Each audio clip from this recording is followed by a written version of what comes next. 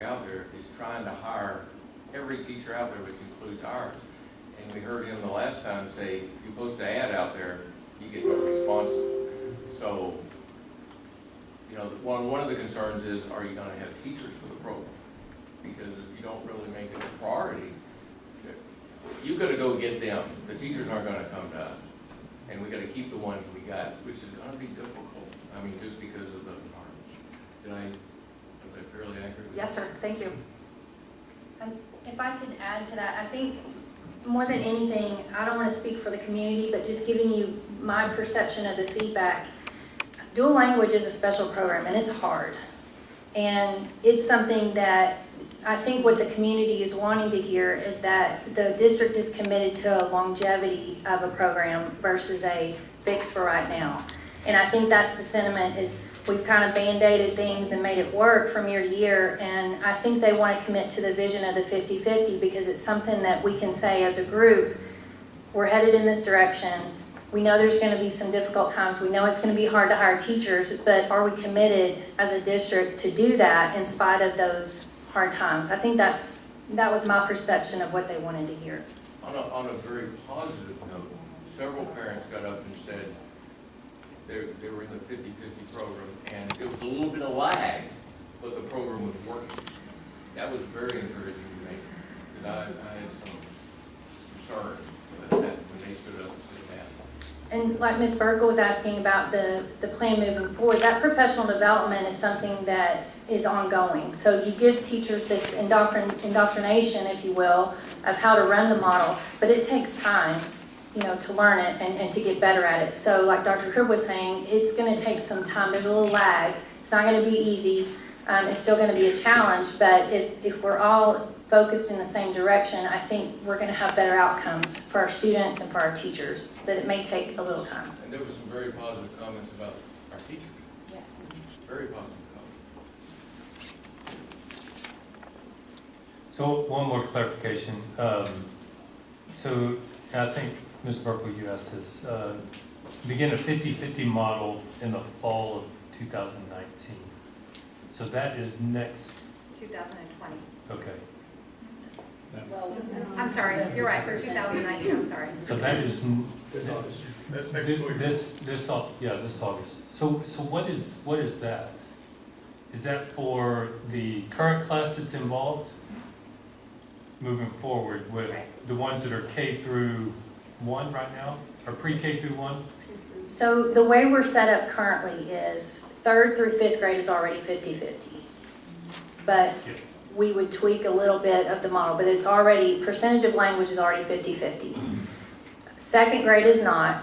They're in the Vernia 9010 graduation model. 1st grade is in a 50-50 design because it was in response to the lack of a certification.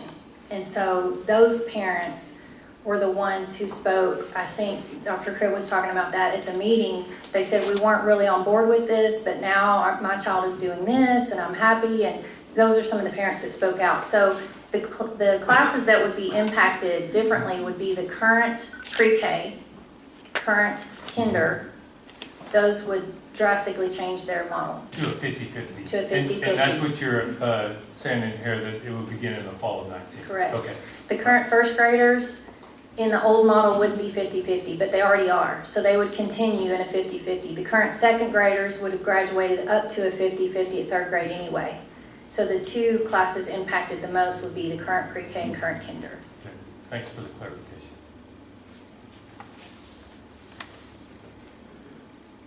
I'll make a motion to approve the dual language Spanish immersion program as presented. A second. When you say as presented, is that include a statement that we're committed? I would hope so, when everybody's hands. Does that include what? I mean, when you say as presented, are we saying that the board is committed to this program? I mean, I don't want to be implied. No, I guess so.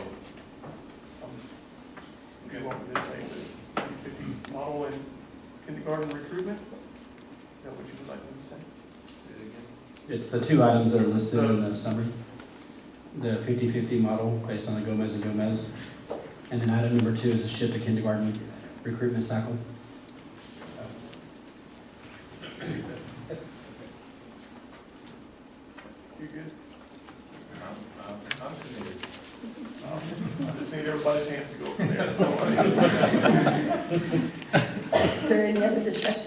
Yeah, so just for clarification, because I was confused over the slide. So in the summary part where it says 1 and 2, that's what your recommendation is, those two specific things? Yes. Okay. And maybe we should say those aloud, just so everyone knows what we're actually voting on or saying. You want to make the motion again? Oh, no, I'm just saying, I'll read it, I don't care. It says, begin a 50-50 model based on the Gomez and Gomez model in the fall of 2019. That's the first part. And shift to a kindergarten recruitment cycle for both programs. That's what we're voting on. Correct. Okay, there's a whole lot more on those charts. Right. So that's what we're moving. This is what you wrote down, yeah, and the other part of it is repurposing some of the positions to provide some internal supports for staff, an instructional coach for dual language and Spanish immersion. But that's not what our motion is. Our motion is on those two things. Yeah. Okay.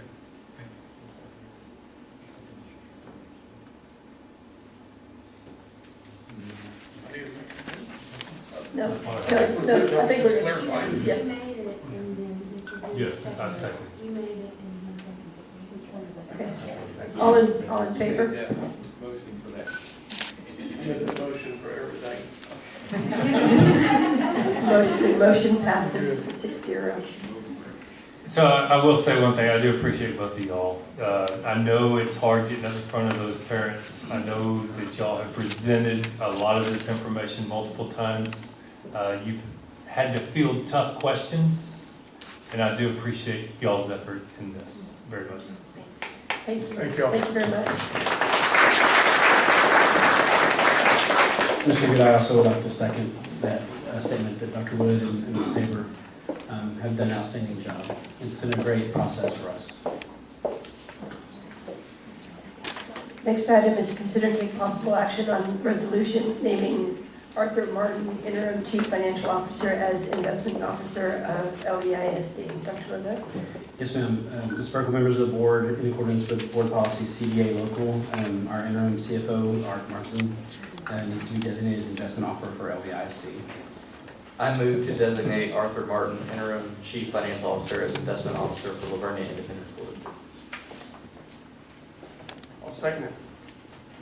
Any discussion? All in favor? Motion passes 6-0. Consider and take possible action on regional day school program for the deaf shared services arrangement agreement. Ms. Oates? Good afternoon or good evening, Mrs. Burkle, Dr. Levette, and members of the board. Previously in the year, I came to you and talked with you a little bit about the Regional Day School for the Deaf Shared Services arrangement that we currently participate in through Region 20. And at that time, you agreed to go along with the recommendation of Region 20 that that shared services arrangement be dissolved. San Antonio ISD has finalized the process of their board and their legal counsel reviewing all of the requirements for San Antonio ISD to become the new fiscal agent for the newly formed shared services arrangement.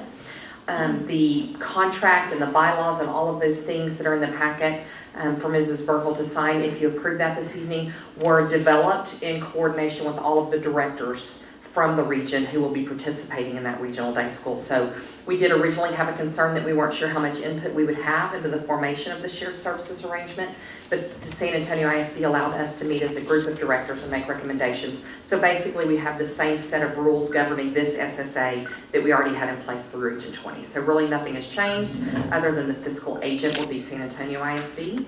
And so at this time I'm asking that you approve La Vernia ISD's membership in the shared services arrangement for regional day school program for the deaf services through San Antonio ISD's shared services arrangement.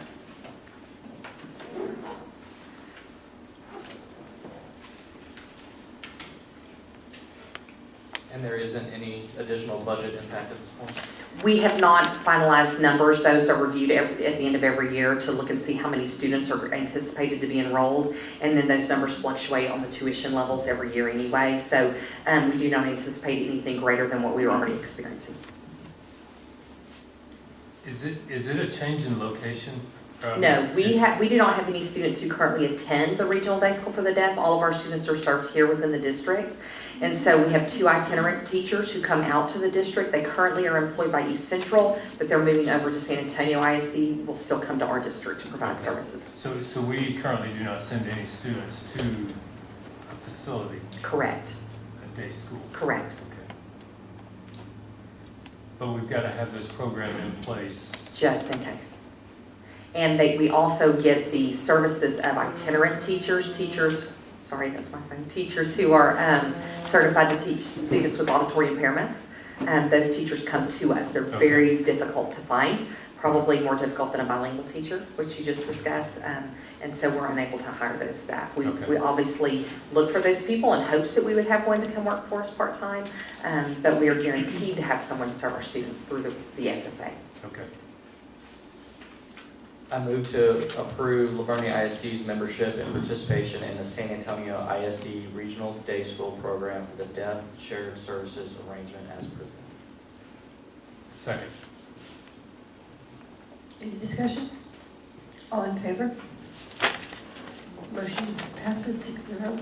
Thank you very much. Thank you. Next item, consider and take possible action on the instructional materials allotment and Texas Essential Knowledge and Skills Annual Certification. Ms. Grubb. Yes, good evening, Ms. Burkle, Dr. Levette, and members of the board. Annually, the Texas Education Code requires that school districts and charter schools certify to the State Board of Education and to the commissioner for each subject of the required curriculum other than PE. And students have access to instructional materials that cover all elements of Texas Essential Knowledge and Skills. So you have in your packet the allotment and TEKS certification for 2019-20. So we're asking that you move to approve this instructional materials allotment and Texas Essential Knowledge and Skills certification as presented. Any questions?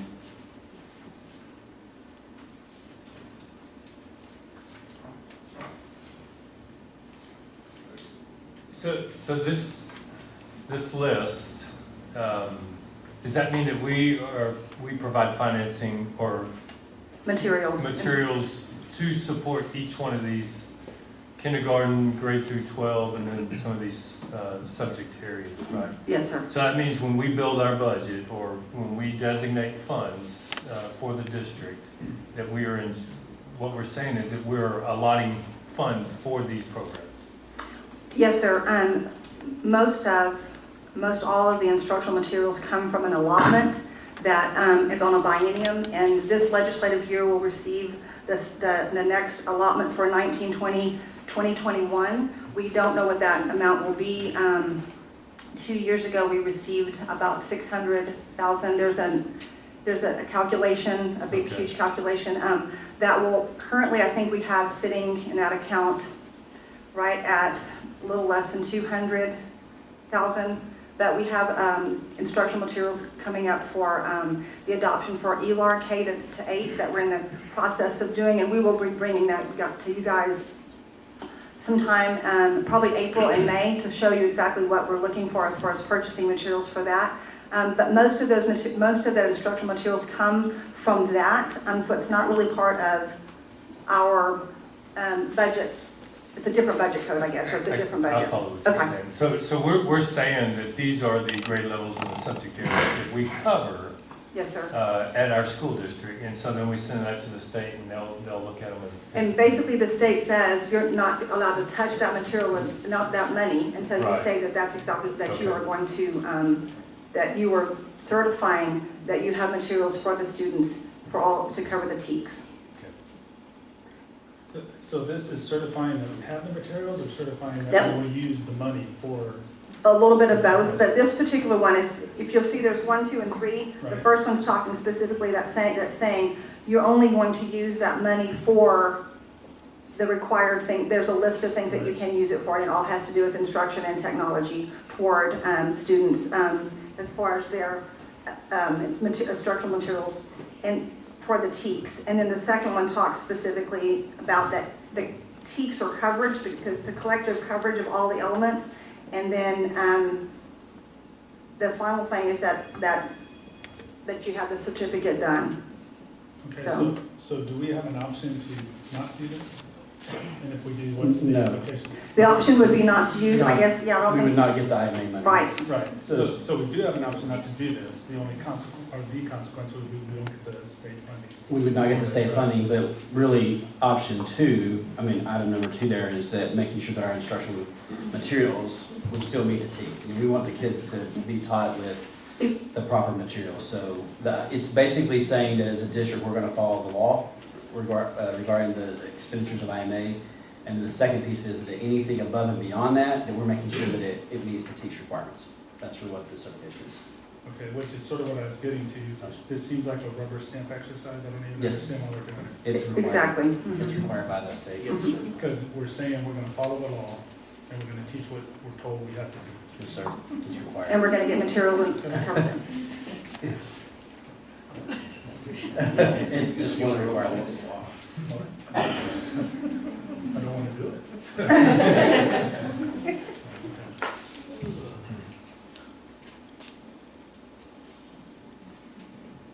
I move to approve the instructional materials allotment in the Texas Essential Knowledge and Skills Certification for 2018-2019 as presented.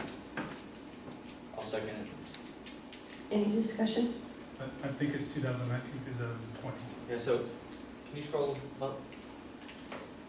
Is it Well, that's- 2019, Yeah, it is wrong. 20? Because I don't know, this came straight from the state of Texas. I mean, this comes off their site, so I don't know exactly. our motion says 18. Yes, it's 18-19.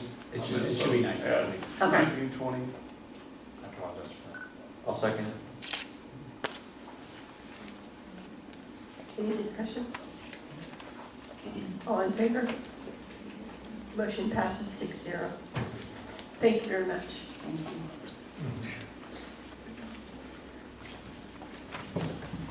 It is 7:21, and we will go into closed session pursuant to Texas Government Code, Section 551071, for private consultation with the board's attorney, pursuant to Texas Government Code 551074, to discuss personnel, and pursuant to Texas Government Code 551074, deliberation and discussion regarding evaluation superintendent, pursuant to Texas Government Code 551076, for executive briefing on safety and security.